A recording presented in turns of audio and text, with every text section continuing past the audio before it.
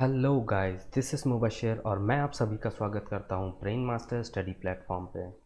आज से हम मैथ्स की सीरीज़ शुरू करने जा रहे हैं, जिसमें हम मैथ्स का एक इम्पॉर्टेंट टॉपिक नंबर सिस्टम संख्या पद्धति कवर करेंगे।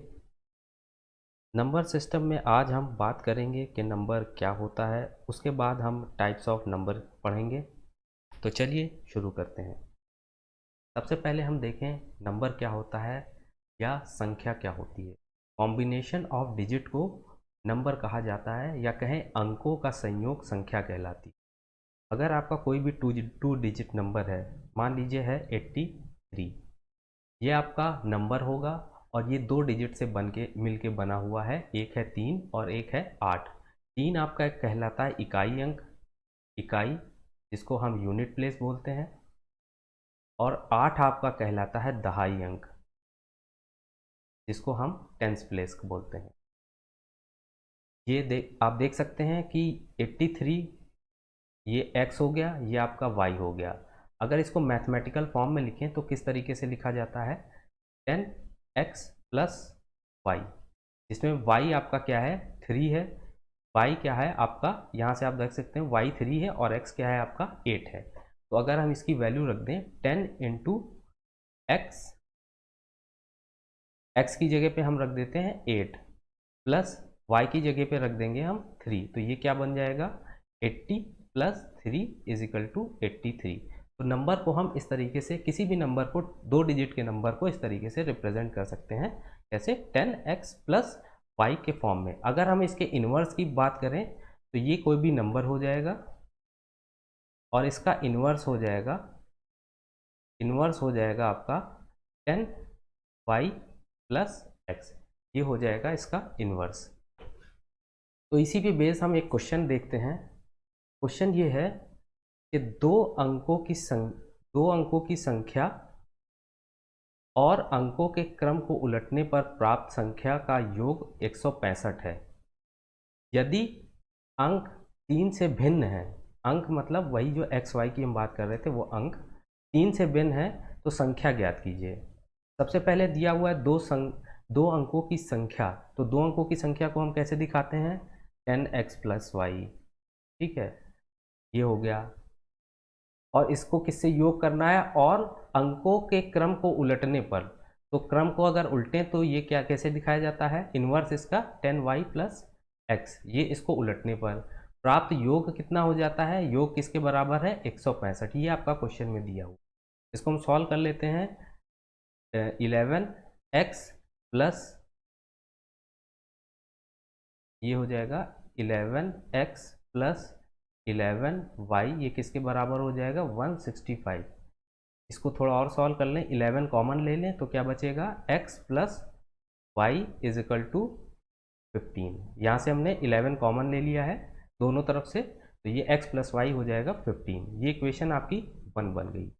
और दूसरा पॉइंट दिया हुआ है क्वेश्चन में, यदि अंक 3 से भिन्न है, तो अंक कौन से होते हैं? अंक क्या होता है? x और y, ये अंक होते हैं, और संख्या को क्या होती है? 10x प्लस वाई, ये संख्या होती है। या नंबर का है, ये आपका नंबर होता है, ये आपके डिजिट्स होते हैं एक एक। तो डिजिट्स का डिफरेंस दिया हुआ है, अंकों का डिफरेंस दिया हुआ है, भिन्न दिया हुआ है 3, यानी कि x माइनस वाई दिया हुआ है इक्वल टू 3। ये क्वेश्चन में आपका दिया हुआ है। ये क्वेश्चन बन जाएगी 2। इसको सॉल्व करें तो वाई वाई कट जाएगा, ये आ जाएगा 2x इक्वल टू 18। यहाँ से x की वैल्यू आ जाएगी 9, x इक्वल टू 9। x की वैल्यू किसी में भी रख देंगे, इक्वेशन 1 में या 2 में, तो y की वैल्यू यहाँ से आ जाएगी 6। तो x और y की वैल्यू आ गई, तो हमें संख्या निकालनी, तो संख्या क्या हो जाएगी? संख्या क्या थी? 10x plus Y. यहाँ पे x और y का मान रख देंगे। 10 इंटू एक्स का मान है 9 प्लस y का मान है आपका 6, तो ये आ जाएगी संख्या 96। तो ये आपका आंसर हो जाएगा 96। ठीक है, इसी तरीके से क्वेश्चन आपके एग्जाम में पूछे जाते हैं। आपको बस ये देखना है कि कहाँ पे नंबर दिया हुआ है, कहाँ पे डिजिट दिया हुआ है। नंबर अलग होता है, डिजिट अलग होता है। नंबर क्या होता है? Combination of digits. ठीक है, तो चलिए आगे हम बात करते हैं। फेस वैल्यू, कोई भी नंबर है उसके फेस वैल्यू और प्लेस वैल्यू का फेस वैल्यू को हिंदी में कहते हैं वास्तविक मान और प्लेस वैल्यू को कहते हैं स्थानीय मान। मान लीजिए कोई संख्या है 73, तो इसका 3 जो है इसकी फेस वैल्यू या वास्तविक मान होगा 3, और 7 जो है इसका भी वास्तविक मान होगा 7, इसका वास्तविक मान होगा 7, जो इसकी एक्चुअल वैल्यू है। किसी भी डिजिट की एक्चुअल जो वैल्यू होती है उसको वास्तविक मान कहते हैं या इंग्लिश में फेस वैल्यू कहते हैं। यही चीज़ प्लेस वैल्यू की अगर हम बात करें, मान लीजिए 73 है, तो इसमें 3 का मान होगा 3 इंटू 1, और 7 का मान होगा, ये दहाई अंक है ना, तो 60 इंटू 10, ये होगा 3 और ये होगा 70। तो ये प्लेस वैल्यू 7 की प्लेस वैल्यू हो गई 70 और 3 की प्लेस वैल्यू हो गई 3। तो ये डिफरेंस होता है फेस वैल्यू और प्लेस वैल्यू में। ठीक है, चलिए आगे बात करते हैं हम नेचुरल नंबर्स की। अब हम टाइप्स ऑफ नंबर देख रहे हैं, उसमें सबसे पहला है नेचुरल नंबर। नेचुरल नंबर क्या होता है? जो अंक हम गिनती करने में इस्तेमाल करते हैं, जैसे 1 2 3 4, जैसे हमें कुर्सियाँ गिननी है तो कहाँ से शुरुआत करेंगे? 1 कुर्सी, 2 कुर्सी, 3 कुर्सी, इस तरीके से जो गिनती में इस्तेमाल किए जाते हैं, गिनतियों में जो इस्तेमाल किए जाते हैं वो होते हैं आपके नेचुरल नंबर। ठीक है, जैसे कि 1 2 3 4, 0 आपका नेचुरल नंबर नहीं है, 0 is not a natural number. 0 अगर कोई पूछे कि नेचुरल नंबर है कि नहीं, तो आपको बताना है कि ये नहीं होता है, 0 नहीं होता है। अब होल नंबर की बात करें तो जितने भी नंबर नेचुरल नंबर हैं, कहाँ से शुरुआत होते हैं? 1 2 3 4, इस तरीके से आगे आगे बढ़ते जाते हैं, तो ये होते हैं नेचुरल नंबर। इसमें अगर हम 0 भी इंक्लूड कर लें, 0 भी जोड़ दें, तो ये हो जाता है होल नंबर या पूर्ण संख्या है। पूर्ण लग गया ना, पूर्ण में सभी आ गए, पूर्ण संख्या। लेकिन अभी इसमें माइनस वाली नहीं आई है, 0 से स्टार्ट हुई। अगर इसमें माइनस वाली भी हम जोड़ दें, जैसे -3, -2, -1, 0, 1 2 3 4, ये आपके हो गए इंटीजर। इनको क्या कहलाएंगे? इंटीजर्स। तो ये जो निगेटिव वाले हैं, तो इनको निगेटिव इंटीजर बोलते हैं, या कहें निगेटिव पूर्णांक। ठीक है, और ये पॉजिटिव वाले जो होते हैं इन्हें पॉजिटिव इंटीजर कहते हैं। पॉजिटिव इंटीजर, इंटीजर दो प्रकार के होते हैं, निगेटिव और पॉजिटिव। पूर्णांक इनको बोलते हैं। आगे हम देखें इवन नंबर्स। इवन नंबर्स वो होते हैं जो दो से, ये तो आपको पता ही होगा, जो 2 से डिवाइड हो जाते हैं उनको इवन नंबर बोलते हैं। इवन या सम संख्या इनको बोला जाता है। किसी भी सम संख्या को 2 बराबर के हिस्सों में तोड़ा जा सकता है। जैसे कि 2 है, इसको 1 + 1 ऐसे लिखा जा सकता है। 4 है, इसको 2 + 2, ये 2 बराबर की 2 संख्याएं हो गई, इनमें हम इसको तोड़ सकते हैं। यानी कि जो 2 से डिविजिबल हैं, जो 2 से डिवाइड हो जाती हैं संख्याएं, उन्हें हम सम संख्या कहते हैं। जैसे कि फॉर एग्जाम्पल 2 4 6 8 8 10 18, ये सब जो है आपकी सम संख्या है। 0 आपकी सम संख्या नहीं होती है। पहली सबसे छोटी सम संख्या आप पूछी जाए तो वो होगी 2, ना कि 0। ठीक है, चलिए आगे देखते हैं। ऑड नंबर क्या होते हैं? जो 2 से नहीं डिवाइड होते हैं वो होते हैं ऑड नंबर।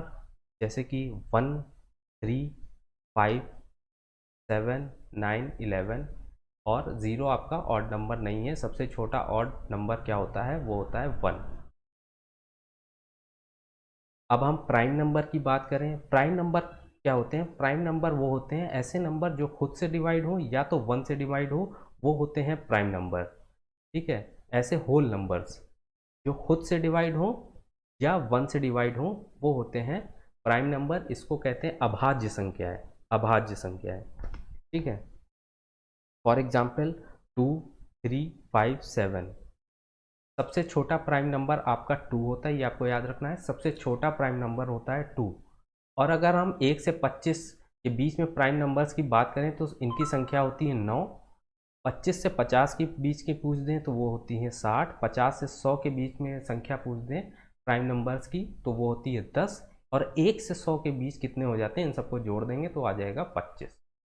25 संख्याएं होती हैं, अभाज्य संख्याएं होती हैं 1 से 100 के बीच में। ये डायरेक्ट क्वेश्चन पूछ दिया जाता है कभी कभी कि 1 से 100 के बीच में आपको अभाज्य संख्याएं बतानी है, तो आपको ये पता होगा तो आप डायरेक्ट लिख सकते हैं। ये आपको याद करना पड़ेगा कि 1 से 100 के बीच होती हैं 25 अभाज्य संख्याएं।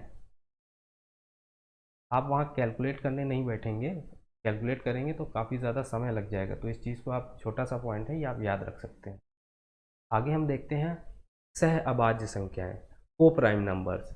ऐसे दो या दो से ज़्यादा नंबर, दो या दो से ज़्यादा नंबर, ऐसे कोई भी दो या दो से ज़्यादा नंबर का जोड़ा, जैसे कि ये 4 है, 4 और 7 है, ये दो से ज़्यादा है, 4 5 7 9 ये दो से ज़्यादा है। ऐसे दो या दो से ज़्यादा नंबर जो सिर्फ खुद से डिवाइड हो या 1 से डिवाइड हो, या कहें जिनका HCF 1 हो, हाईएस्ट कॉमन फैक्टर 1 हो, वे कहलाएंगे को प्राइम नंबर्स या सह अभाज्य संख्या। जैसे कि 4 और 7 है, 4 देखिए आप, 4 और 7 में कोई भी आपका कॉमन फैक्टर नहीं निकल रहा है, HCF इसका निकालेंगे तो 1 आएगा, इसका HCF 4 और 7 का क्या आएगा, 1 आएगा। तो ये आपके ऐसे नंबर जो होते हैं जिनका HCF 1 हो, तो वो क्या कहलाएंगे, को प्राइम नंबर या सह अभाज्य संख्याएं। आगे हम बात करें भाज्य संख्याएं या कंपोजिट नंबर।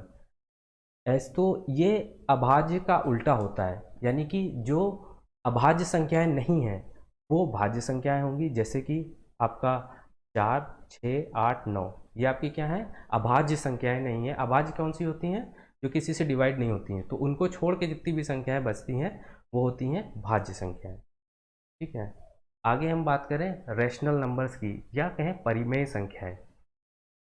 ऐसी कोई भी संख्या, किसी भी संख्या को अगर P/Q के फॉर्म में रिप्रेजेंट किया जा सकता है तो वो होंगी परिमेय संख्याएं या रेशनल नंबर, जिसमें Q नीचे वाला जो है ये ज़ीरो नहीं होना चाहिए। ज़ीरो क्यों नहीं होना चाहिए, अगर ज़ीरो हो जाएगा, मान लीजिए आपका ऊपर है 2 नीचे है 0, तो इसकी वैल्यू क्या हो जाएगी, इनफाइनाइट, जो कि अनडिफाइंड वैल्यू होती है।